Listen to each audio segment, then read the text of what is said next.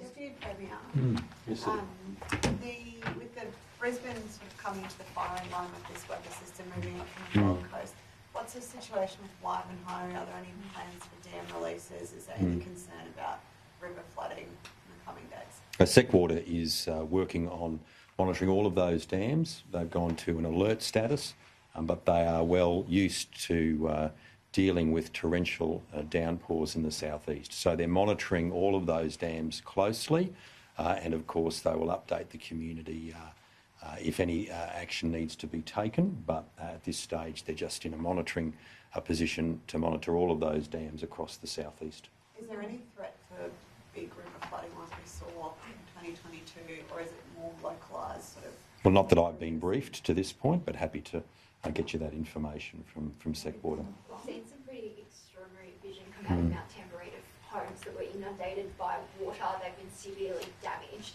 Are there any plans for assistance or a temporary accommodation to be provided for the residents? Yes, there's evacuation centres and temporary accommodation available to individuals who are impacted. You've heard about the Gold Coast today. Thankfully, some people went into the evacuation centres but have now been supported by family and friends. So those services are available for the government, from the government, if it's required by householders who've had the double whammy of those storms and now those floods. And of course, we'll provide them with whatever support they need until the rain event finishes, the waters subside, and they can get back to some normalcy.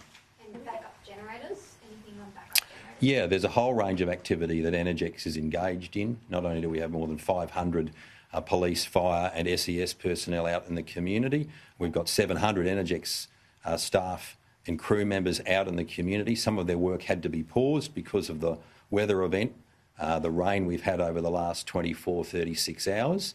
But they're out there and they're looking at a range of mechanisms to respond. I was out with the crews at Tamborine on Sunday, and you could just see the devastation to the power system.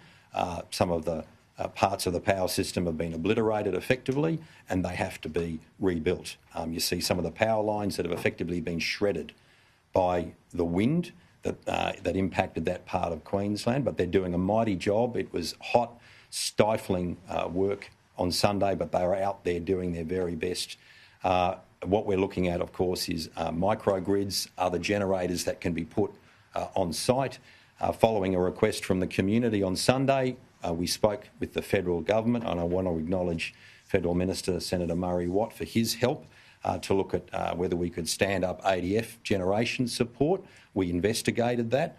The reality is those generators do not fit comfortably with the state electricity system, but we examined that issue. We couldn't make that work, but we are looking at other resources, including commercial generation as required.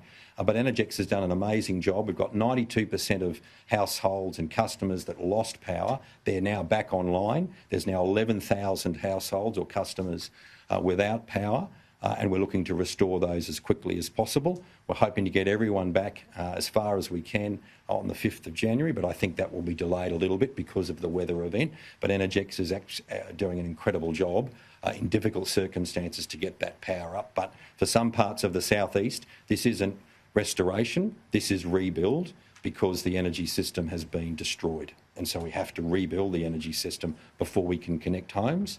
But I spoke with some householders on Sunday too, and they understand the impact it's had. They were very understanding and very thankful of the work that Energex was doing in their street in Tamborine.